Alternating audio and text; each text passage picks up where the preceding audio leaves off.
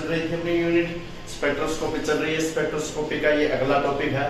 पहले हम पढ़ चुके हैं non rigid rotator. Rigid rotator पढ़ लिया जो आपके क्वांटम मैकेनिक्स में भी है, ठीक है। ये है क्वांटम मैकेनिक्स में भी है, रिजिड रोटेटर स्पेक्ट्रोस्कोपी है ये, ठीक है। स्पेक्ट्रोस्कोपी, ठीक है, ये आपका 4th पेपर है, एनालिटिकल केमिस्ट्री में भी शामिल है। एटॉमिक फोटोन स्पेक्ट्रोस्कोपी, ठीक है, एनएमआर स्पेक्ट्रोस्कोपी भी इसी में है, उसको अपने एडवांस से पढ़ रहे हैं यहाँ, ठीक है। स्पेक्ट्रोस्कोपी डेफिनेशन की, इसके बाद इमिशन स्पेक्ट्रा, एब्जॉर्प्शन स्पेक्ट्रा हमने कर लिया। उसके बाद हमने क्या किया, उसके बाद हम मॉलिक्यूल आए रोटेशन लेवल पर आधार पर 4 प्रकार के मॉलिक्यूल बताए, सिमेट्रिकल, एनसिमेट्रिकल, स्फेरिकल टॉप मॉलिक्यूल और लीनियर मॉलिक्यूल। फिनिश कर दिया। और उसके बाद हम किस में आ गए, उसके बाद हम रिजिड रोटेटर के लिए सिलेक्शन रूल लिखा, सिलेक्शन रूल के लिए इसके रोटेशनल एनर्जी ट्रांजिशनल लेवल लिखे और क्या लिखा, इसके एनर्जी कैलकुलेट की।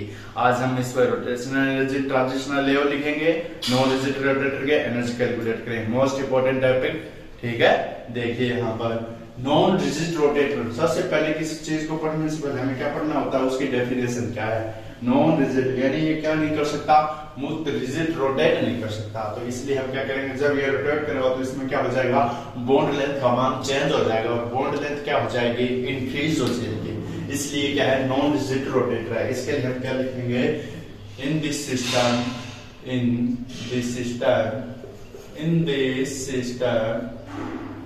bond length will be changed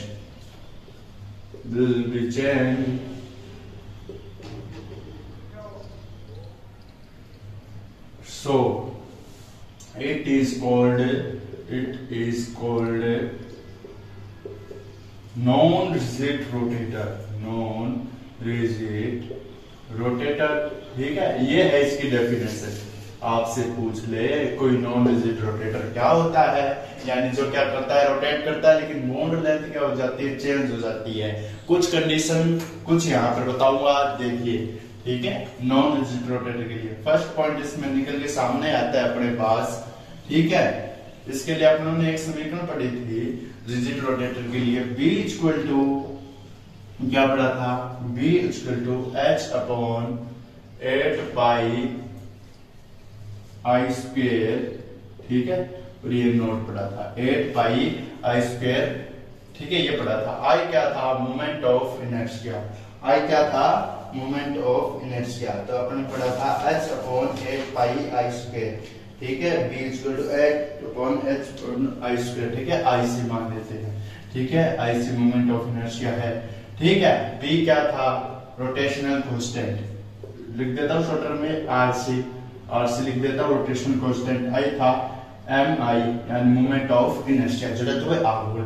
ये अपनों ने समीकरण पढ़े थे। इस समीकरण के द्वारा अपन लिख क्या सकते हैं इसमें, अगर B की वैल्यू इंक्रीज होगी तो किसकी वैल्यू डिक्रीज हो जाएगी, B की वैल्यू इंक्रीज होती है सर, I की वैल्यू डिक्रीज हो जाएगी। अंधा भी बता सकता है, तो अंधा बता सकता है, तो तुम क्यों नहीं बता सकते, बता सकते हैं ना।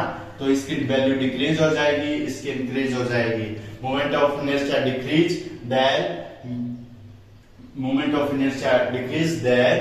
रोटेशनल कांस्टेंट इंक्रीज, ठीक है। Value of rotational constant increase.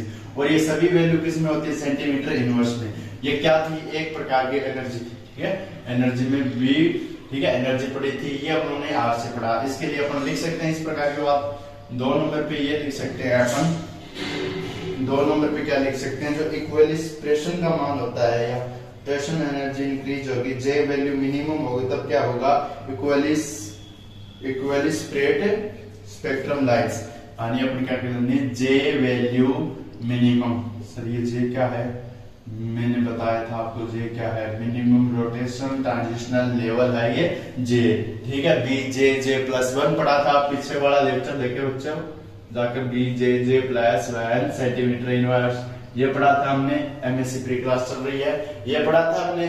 और ये जे उसमें था रोटेशनल, ठीक है, लेवल या रोटेशनल लेवल। ये जे वैल्यू मिनिमम होगी तब क्या होता है, इसमें जे वैल्यू मिनिमम होती है तो स्पेक्ट्रा लाइन, ठीक है, equally spectrum lines, equally separate spectrum line, यानी जो इक्वली स्प्रेड क्या होगी, स्पेक्ट्रम लाइन होगी। कैसे, जैसे स्पेक्ट्रम लाइन इक्वली स्प्रेड होगी, इससे सेपरेट होगी, मतलब एक लाइन यहाँ बन रही है, ये सेपरेशन हो रहा है तो जे वैल्यू मिनिमम होगी, जे पे इक्वली बराबर बराबर बराबर। जिस प्रकार से जे की वैल्यू घटती जाएगी उस प्रकार सेपरेट सेपरेट सेपरेट होती जाएगी। ये है इसकी जे वैल्यू का।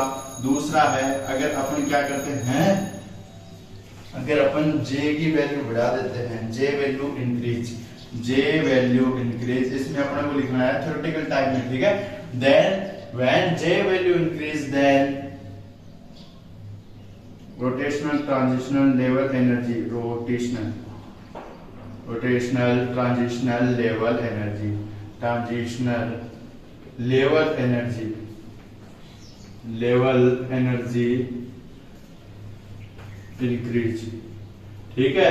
अपन क्या लिख सकते हैं इससे, जब J वैल्यू इंक्रीज होती है तब क्या हो जाता है, रोटेशनल ट्रांजिशनल लेवल क्या हो जाता है, इंक्रीज हो जाता है, ठीक है। ये है इस प्रकार से J value increase, rotational transitional level energy होती है वो क्या हो जाती है, इंक्रीज हो जाती है। अब इसके बाद अपन क्या पढ़ेंगे, इसके बाद अपन पढ़ेंगे तीसरी बात क्या आ जाएगी, तीसरी बात ये आ जाएगी, अपनों ने क्या पढ़ा, J value increase, rotation transition level increase, J value increase, centrifugal force increase, centrifugal force, J value increase, 3 step है इसमें, ठीक है।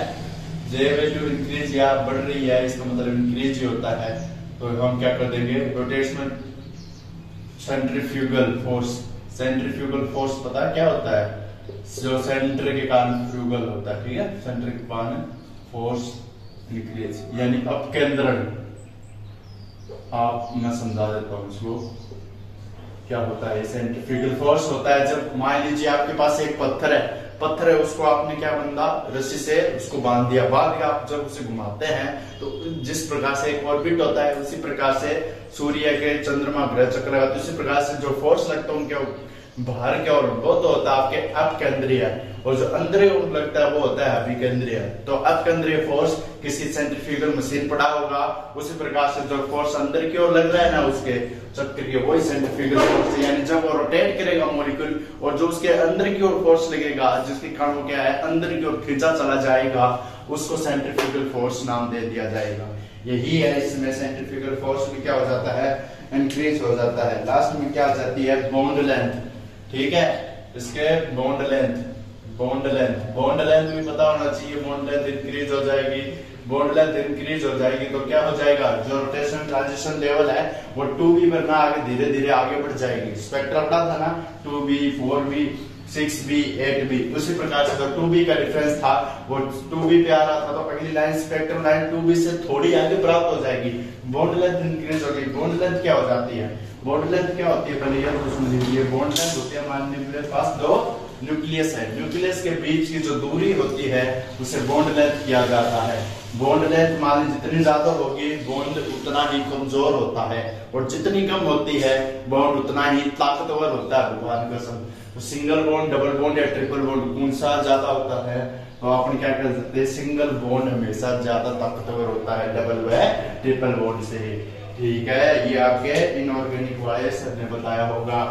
इसके बाद आते हैं अपन J वैल्यू के बाद, इसके बाद अपन ये सब कुछ करने के बाद और ये इतना लिखने के बाद, ये इसका बेसिक था, क्या था, बेसिक या डेफिनेशन आ गई, इसके लिए ये आ गया। अब इसके बाद हम पढ़ने वाले हैं, देखिए क्या पढ़ेंगे, बेसिक के बाद अपन आ जाते हैं डायरेक्ट में, बेसिक खींच लिया इसका और इधर कुछ भी नहीं पाया। Rotational energy transitional level for non rigid rotator, अब लिखेंगे rotational energy transitional level for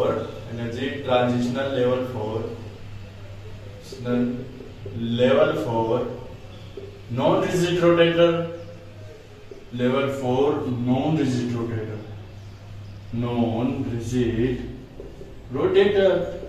यानी मैंने क्या बताना है अपने को, रोटेटर बताना है, वो भी ट्रांजिशनल लेवल पढ़ाना है नॉन रिजिड रोटेटर के लिए, ठीक है। तो अपन बना देंगे J बराबर 1 पे कितनी वैल्यू होती है, J बराबर 2 पे कितनी होती है, 6b के बाद में कितना आता है, j बराबर 3 पे 6b के बाद में 12b, इस प्रकार से। तो 2 6 अपने किस प्रकार से लिखेंगे, 2 6 12 20, ठीक है, 2 6 12 20। यानी अपन क्या करना है, ये इस प्रकार से रोटेशन ट्रांजिशन लेवल बनाए थे अपनों ने, एनर्जी वाले 4 बना देता हूं। तो यहाँ पर 0 j बराबर 0 पर एनर्जी थी, j बराबर मान 1 होता है, तब j बराबर 2 होता है तो एनर्जी हो जाती है 0 के बाद में 2b, और यहाँ पर आ जाती है j बराबर 3 पे आ जाती है 6b, और यहाँ पर आ जाती है एनर्जी लेवल, इनके बीच गैप तो 2 का ही रहता है, ठीक है, और ये इस प्रकार से आ जाती है 6b के बाद में आ जाएगा 12b। ये क्या है, इनके एनर्जी लेवल ट्रांजिशन है, गैप अलग होते हैं और ये ट्रांजिशन अलग होते हैं। j बराबर 4 पे 12b आ जाता है, 5 पे 20b आ जाता है। ये अपनी किसके लिए आई थी, रिजिड रोटेटर के लिए, रिजिड रोटेटर अपन कह रहे हैं अभी रिजिड रोटेटर के लिए, तो ये अपनी एनर्जी ट्रांजिशनल लेवल आया था, लेकिन नॉन के लिए क्या आ जाएगा, इससे थोड़ा नीचे आ जाएगा।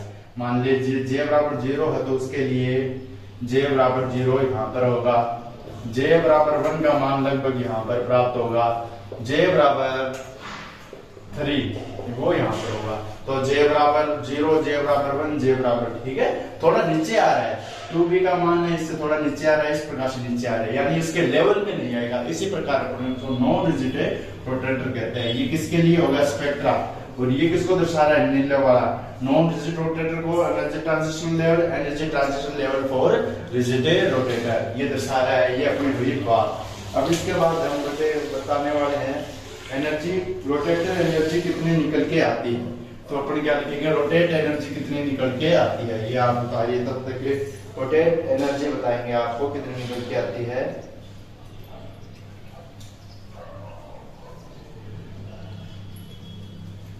अब इसके लिए अपन क्या लिखेंगे, ई रोटेट या ई रोटेशन एनर्जी किसके लिए लिखने वाले हैं वो देखिए।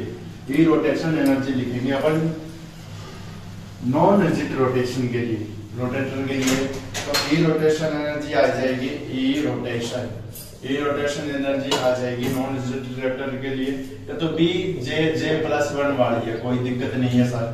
अब इसके बाद अपन लिख देंगे डी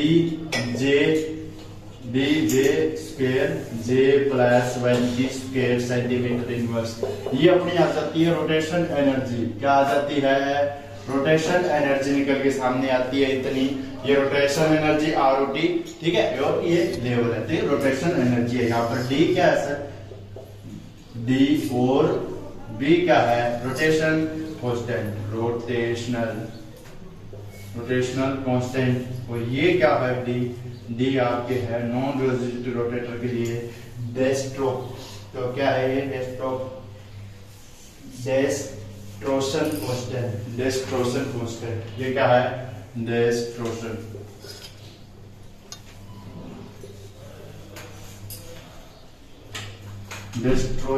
कांस्टेंट, ये डेस्ट्रोशन कांस्टेंट है,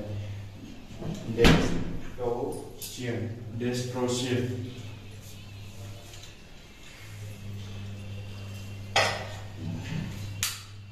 रोटेशन कांस्टेंट, डेस्ट्रोशियन कांस्टेंट, ये डेस्ट्रोशियन कांस्टेंट, और ये क्या है,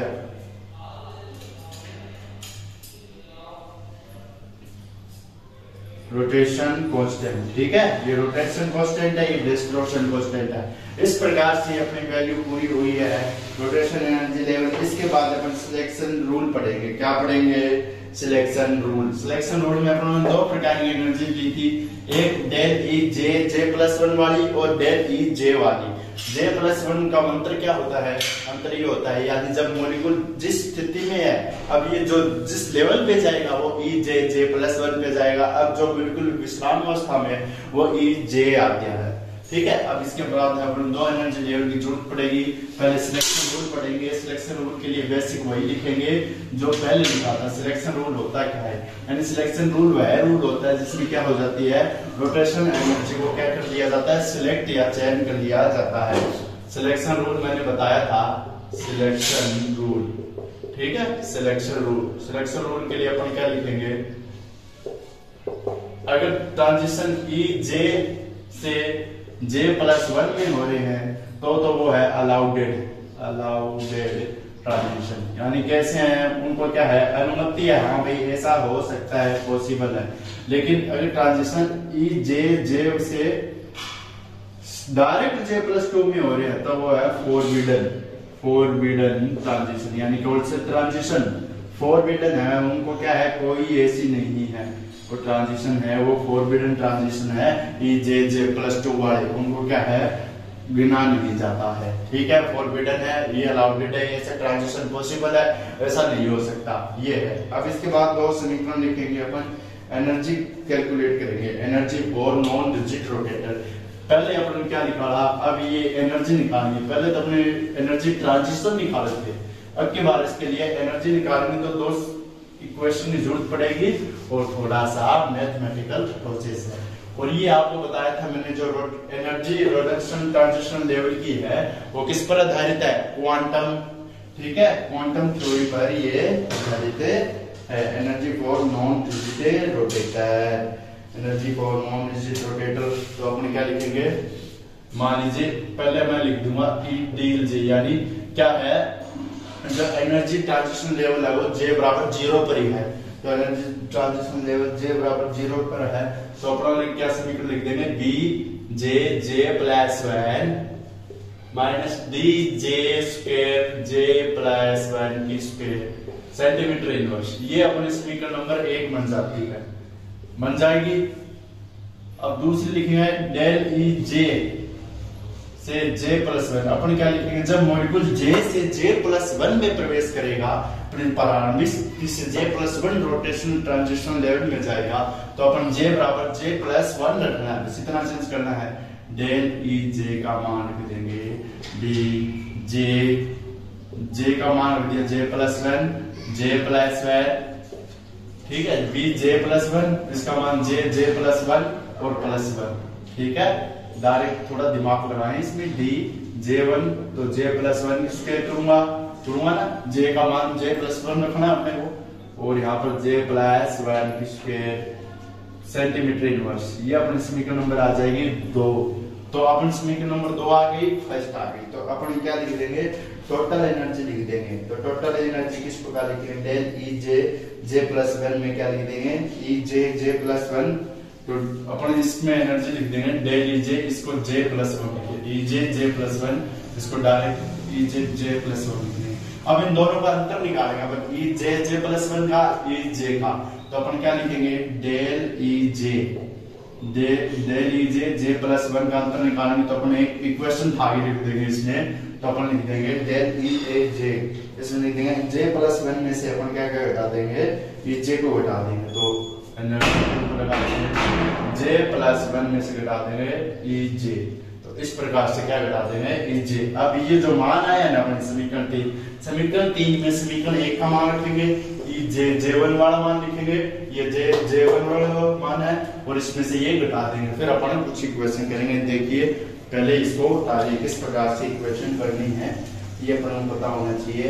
फिर इसमें कुछ कैलकुलेशन आएगी जो मैथ की, वो अपने को करना पड़ेगा। इसके बाद अपन क्या करेंगे, कैलकुलेशन के बाद अपने पास एक एनर्जी का ट्रांजिशन निकल के आएगा, टोटल एनर्जी, उसको अपन J+1 में मान रखते जाएंगे और निकालते जाएंगे। जैसे पहले निकाला था ना मिनिमम वैल्यू लेके, उसी प्रकार से ये मान है निकालना, और अपने ट्रांजिशन लेवल क्या हो जाएंगे, बनते जाएंगे। ठीक है, तो ये निकालिए स्पेक्ट्रम लाइन, फिर पता चल जाएगा अपने वो इसमें एडिटेड क्यों आती है, लिखा से निकाला है। देखिए अंतर या डिफरेंस, ये अपने पास इक्वेशन आई J+1 माइनस EJ, इसमें घटाएंगे अपन, यानी कोई मॉलिक्यूल J से J+1 में जा रहा है। ठीक है, जाने के बाद अपन क्या लिखेंगे, इसके लिए अपन एनर्जी कैलकुलेट कर रहे हैं, तो डेल EJ J+1 में जा रहा है, तो अपन क्या लिखेंगे, सबसे पहले तो अपन लिखेंगे इसका मान J+1 का मान, यहाँ जहां पर J था वहां J+1 ही किया, तो J+1 J+2 minus DJ J+1 J2 आई थी इक्वेशन नंबर कितनी आई थी, 2 नंबर। फर्स्ट नंबर वाली इक्वेशन ये BJ J+1 minus DJ J+1 ये BJ J+1 वाली है। ठीक है, यानी उसका D आया था ना अपना, जो नॉर्मल रूप से आया था एनर्जी, डेल जो आई थी EJ वाली, वो कहीं नहीं जा रही थी, मॉलिक्यूल अपने फेज में नहीं था। इसमें क्या गया, मॉलिक्यूल ऊपर की ओर गया, J+1 पर गया या J+1 पे लेवल पर नहीं गया। इसमें से ये माइनस करेंगे तो थोड़ा मैथ कैलकुलेशन करना है। BJ+1 J+2 minus G DJ square, ये लिखा है माइनस वाला है, अंदर माइनस है तो बाहर माइनस तो अंदर प्लस होगा। कंफर्म है ये बात, आती है इतनी मैथ। तो ये आ गए यहाँ पर DJ1 स्क्वायर। अब इसमें क्या करेंगे, अपन को एक बात याद रखना है, जब घटाते हैं जोड़ते हैं तो बराबर बराबर वाले को घटाएं, बराबर बराबर वाले में कॉमन ले, बराबर बराबर वाले में जोड़े। तो J+1 J+2 BJ+1 ये किस प्रकार से लिखा है, ये अपना स्टेप है, ये इसको उठाया है। क्यों लाया है, क्योंकि अपने में इसमें घटाना था, घटाने के लिए अपने को यहाँ लाना पड़ा, क्योंकि अपन सेम घटा सकते हैं, ऐसे थोड़ी बी में से डी घटा देंगे, नहीं घटेगा, बी से डी घटेगा। तो यहाँ पर ये लिया है, और ये स्टेप है ना, ये स्टेप DJ1+ वाला ये यहाँ पर है, और ये DJ+1 के। अब इसमें से कॉमन ले सकते हैं और इसमें से भी कॉमन ले सकते हैं, तो अपन J+1 स्क्वायर। अब इसमें देखिए J+1 J+2, अब इसमें अपन ने क्या किया, इसको इससे मल्टीप्लाई किया, तो इसको इससे मल्टीप्लाई करने के बाद अपने पास क्या आता है, कुछ ऐसा फिनोमेना। अब इसमें B कॉमन ले लिया, B कॉमन लेने के बाद अपन ने क्या किया, मल्टीप्लाई किया, तो J1 J+2 माइनस 2J, ठीक है, 2 ये था और J और बन गया। तो यानी एक बार इसको इससे, एक बार इसको इससे, ठीक है, एक बार इसको इससे मल्टीप्लाई करेंगे तो J-2J माइनस J। अब इसके बाद क्या किया, यहाँ पर जो J+1 और J+2 J का स्क्वायर था उसको और इसको, इसमें से अपन ने कॉमन ले लिया D, ठीक है, D कॉमन ले लिया, DJ कॉमन आ नहीं सकता क्योंकि J अपने पास है, तो D लिया, J1 square J2 square minus J2 square, ठीक है, ये J2 स्क्वायर किया, इसको इससे मल्टीप्लाई किया तो ये ऐसा आ जाएगा। अब ये J2 स्क्वायर है ना, इसको अपन क्या लिखेंगे, एक शॉर्ट समीकरण पढ़ी होगी अपने A+B का whole square, A square plus 2AB plus B की होल स्क्वायर, ठीक है, ये है शॉर्ट समीकरण, ठीक है, इसे बोलते हैं शॉर्ट समीकरण, अपने आती है 9th में आती है, ठीक है, अलजेब्रा में। तो इस प्रकार से है। अब इसके बाद 2B, अब इसके बाद 2BJ+1, इसको क्या लिखा है, 2BJ+1, इसको मल्टीप्लाई किया है तब, और यहाँ पर J+1 स्क्वायर, ये J स्क्वायर J+2 को निकाल के यहाँ लिखा, और ये माइनस J स्क्वायर पड़ा हुआ है। अब इसमें से इसको घटाया, तो अब तुमने घटाया तो 4D आया, 4D आने के बाद J+1 और 1J और 2BJ+1, ये आने के बाद इसमें कुछ अपने क्या क्या चेंजेस किया। अब इसमें क्या del G 2B है और 4D है, कॉमन ला नहीं सकते इसलिए मैंने 2B इसमें लिखा, तो J+1 माइनस 4D J+1 और इसका हो गया क्यूब, ठीक है, J को 1 से गुणा करें तो J आ जाएगा और 1 की क्यूब लिख सकते हैं, ठीक है, इसको इससे किया तो J की क्यूब हो गया, तो J की क्यूब हो गया ये 1 और 1 2, तो इस प्रकार से तो 4D J+1 की क्या हो जाती है, J+1 की क्यूब, ठीक है, 4D J+1 की क्यूब। ये अपनी ट्रांजिशनल एनर्जी लेवल निकल के आता है, ठीक है। तो अपन क्या कर देंगे, ये energy gap between rigid non rotator ये आता है। अब इससे अपन क्या निकालेंगे, ट्रांजिशन लेवल के गैप निकलते जाएंगे इससे, और इस समीकरण को लिखेंगे J बराबर 1 से, तो अपन लिख सकते हैं जब मॉलिक्यूल क्या हो, E बराबर 0 से 1 में जाए या J बराबर 0 से 1 में जाए, ठीक है, तो 1 में जाएगा तो अपन क्या लिखेंगे, मैक्सिमम वैल्यू को लेते हैं, तो मैक्सिमम वैल्यू को लेते हैं तो अपन J बराबर 0 से 1 में अपन क्या लिख देंगे, ये लिख देंगे, तो 2B और J+1 में क्या लिख देंगे 1 माइनस 4D और J+1 को 1 की क्यूब सेंटीमीटर इनवर्स, A की क्यूब कितनी कर लो, A की होती है, तो अपन लिख देंगे 2B माइनस 4D सेंटीमीटर। तो ये एनर्जी अपने किसकी आ जाएगी, ये एनर्जी नॉन रिजिड रोटेटर की निकल के आ जाएगी, किसके लेवल के लिए, जब J मॉलिक्यूल J बराबर 0 से J बराबर 1 पे जाए, J बराबर 2 पे जाए, तब J बराबर 1 पे जाए, ये 1 के लिए क्या है, J बराबर 2 पे जाए, तो अपन क्या लिखेंगे, J बराबर 1 से 2, 1 से 2 लिखेंगे, ऐसे नहीं लिखेंगे 2 से 3 है, 1 से 2, 0 से 1 लिख दिया, अब 1 से 2, 1 से 2 जाएगा तो यानी मैक्सिमम वैल्यू 2 की, तो 2 को अपन क्या लिख देंगे, 2 लिख देंगे, यहाँ पर 2 लिख देंगे, तो यहाँ पर आ गया 4B, यहाँ पर 2 लिख देंगे, 2 की क्यूब, 2 की क्यूब यानी 2 को अपन कितने बार गुणा करें, 3 बार, 2 का 2 4 2 दिया, यहाँ पर आ जाता है 8 आता है, ठीक, यहाँ पर 8 लिखेंगे तो 8D, ठीक है, 8 चौके 32, तो अपन लिख देंगे 4B minus 2, 32D centimetre inverse J बराबर 2 के लिए। अब आ जाएगा 3 तक आगे तो 3 से 4 आ जाएगा। अब के बाद 4 मैक्सिमम वैल्यू लिखी जाएगी, फिर 5 मैक्सिमम वैल्यू लिखी जाएगी। इस प्रकार से ट्रांजिशन लेवल आ जाएगा। अपने को इससे तो पता चल गया कि जो नॉन रिजिड रोटेटर आता है उसका अपन स्पेक्ट्रम लाइन ट्रांजिशन बना ही देते हैं नॉन रिजिड रोटेटर के लिए। और इसके लिए अपने एक बात लिखेंगे, यानी जो D का मान आ जाता है वो 4BR0 इतना आता है। मतलब अपन लिख देंगे ये मान आता है, ये इतना, इससे क्या आता है ज्यादा आता है। तो D के मान से कौन जिसकी तरफ मुंह होता है वो क्या आता है, बड़ा आता है। तो B कितना बड़ा है D से, B इतना बड़ा है D से। D का मान 4BR0 होता है ना, वो इतना बड़ा है। R0 आपने बताया था, यानी A मॉलिक्यूल और B मॉलिक्यूल के बीच की दूरी थी वो R0 थी, यानी दोनों मॉलिक्यूल के बीच की दूरी थी वो R0 है। तो इतना ज्यादा होता है, ये मान रख देंगे अपन। अब इसके बाद स्पेक्ट्रम लाइन अपन बनाए तो इस प्रकार से बनाएंगे नॉन रिजिड रोटेटर के लिए, वो देखिए। आप लिख लोगे J+1 से मॉलिक्यूल J+2 से बस मान रखने और कुछ नहीं करना है, ठीक है।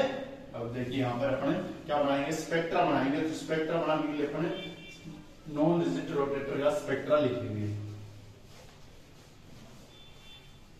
Spectra for non rigid rotator. पहले इलेक्ट्रॉन ट्रांजिशनल लेवल बनाया, अब स्पेक्ट्रा बनाएंगे। तो अपन क्या बनाएंगे, स्पेक्ट्रा। तो spectra for non rigid rotator. जो 2B आया था, 4B ट्रांजिशन आया था, उस पर क्या आ जाएगा अब की बार, वैसा नहीं आकर उससे कुछ अलग है स्पेक्ट्रा अपन को देखने को मिलेगा, ठीक है। स्पेक्ट्रा तो निकाल दिया था, वो नहीं आगे अपन क्या आ जाएगा, थोड़ा अलग है स्पेक्ट्रा आ जाएगा। से 2B, 4B, 6B, 8B, 10B, ठीक है। यहाँ पर आया था 2B, 4B, 6B, 8B। ये तो था किसके लिए, ट्रांजिशन नॉन रिजिड रोटेटर या रिजिड रोटेटर के लिए, रिजिड रोटेटर के लिए। रिजिड रोटेटर के लिए क्या था, ये स्पेक्ट्रा था, रोटेटर, ये था स्पेक्ट्रा। यानी स्पेक्ट्रा क्यों आया था, ये स्पेक्ट्रा आता अपने विजिबल लाइन में आता और ये दिखाई देता है। तो ये यहाँ पर आ रहा है, ये यहाँ पर आ रहा है और ये यहाँ पर आ रहा है। जो गैप है वो 2B है, कंपलसरी है, यानी 2B गैप समान है, इसलिए इसको रिजिड रोटेटर बोला। बॉन्ड लेंथ कोई चेंज नहीं हुई। लेकिन जब नॉन रिजिड रोटेटर बनाएंगे तो कौन सा अंतर आ जाएगा, स्पेक्ट्रा, ठीक है। Spectra for non rigid rotator, spectra for non rigid rotator. अब इसमें अपन कुछ पढ़ने वाला है, इंटेंसिटी ऑफ अपन पढ़ेंगे, ठीक है। इंटेंसिटी ऑफ स्पेक्ट्रा लाइन भी पढ़ेंगे। इसके बाद आइसोटोपिक इफेक्ट पढ़ेंगे, रोटेशन पर क्या क्या प्रभाव डालता है, intensity of rotation spectrum line पढ़ेंगे।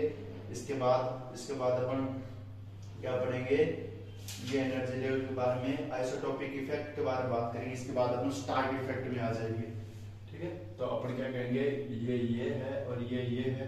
तो ये एनर्जी लेवल 2B पे ना, अगर यहाँ पर 2B है, 0 है और यहाँ पर 2B है, तो ये एनर्जी लेवल कहाँ पर आ जाता है नॉन रिजिड रोटेटर में, स्पेक्ट्रल लाइन में, यहाँ से आगे खिसक जाता है। तो गया, ये आया था 4B पे, ये 4B पे ने आगे कहाँ पे आ जाता है, थोड़ा सा ज्यादा आ जाता है स्पेक्ट्रल लाइन में। क्यों, क्योंकि बॉन्ड लेंथ चेंज हो रही है, इसी कारण मैंने बताया। और उसमें कैसा आ रहा था, बॉन्ड लेंथ समान है या अपने प्रूफ भी क्या है, तो इस प्रकार से कह देंगे।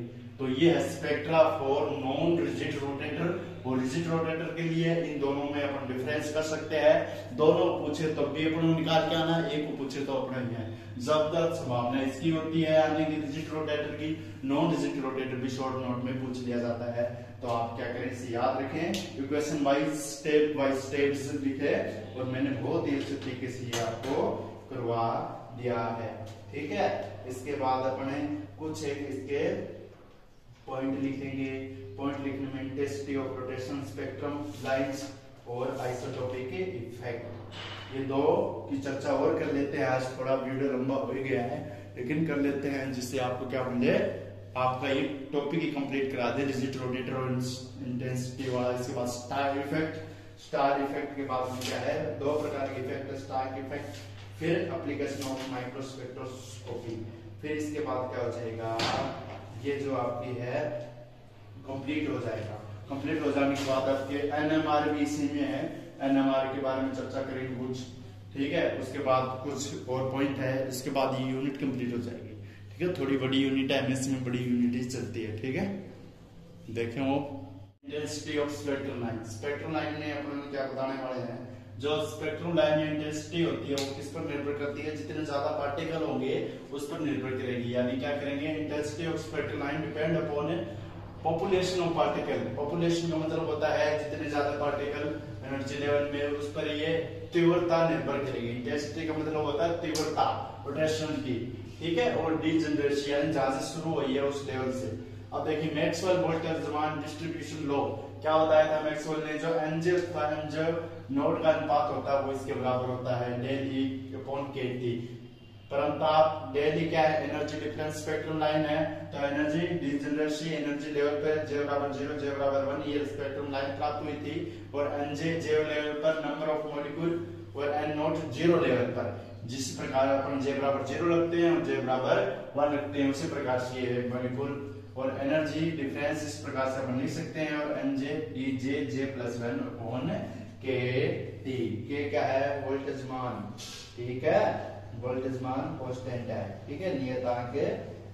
अब इसके बाद इंटेंसिटी ऑफ स्पेक्ट्रम लाइन, इसके बाद अपन कुछ और पढ़ेंगे, वो पढ़ेंगे नेक्स्ट लेक्चर में। तो मिलते हैं नेक्स्ट लेक्चर के साथ इस टॉपिक को पूरा करते हुए। Isotopic effect, intensity of line, इस टॉपिक को पूरा कर लेंगे नेक्स्ट लेक्चर में, ठीक है।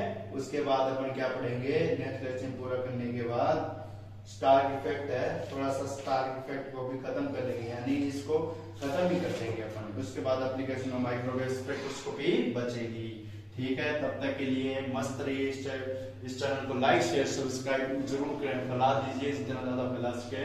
और क्या करें, आप तैयारी लग जाए, सेमेस्टर होगा, सेमेस्टर में नंबर भी बनने चाहिए, ठीक है।